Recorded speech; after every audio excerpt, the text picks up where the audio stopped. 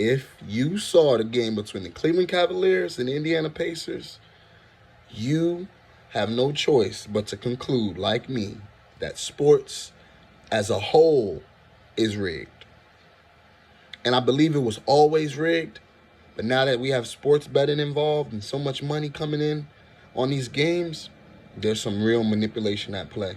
If you saw the last 40 seconds of the Cleveland Cavaliers versus Pacers game, and you saw how Tyrese Halliburton was able to bring his team back, they was behind by 8 points with 47 seconds left.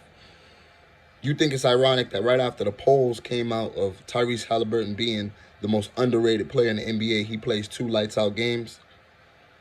And you think the Indiana Pacers winning came just off their hard work and their merit and didn't come from the help of the refs? You need to think again. And if you don't like using stats or AI tools to decide how you're going to wager, don't bet with your heart. You might as well just bet according to the narrative. If you know, for example, LeBron historically goes off in Madison Square Garden, you know to take LeBron over on points. That's just some of the practical ways of betting it, where the data may not make sense, but when you look at the history, it's just like they say, history don't repeat itself, but it damn sure rhymes.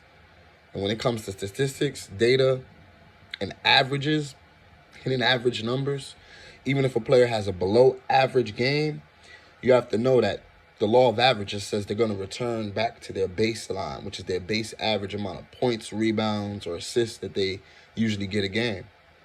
So just being more mindful on numbers and understanding the storyline behind these games will help you out exponentially and tremendously.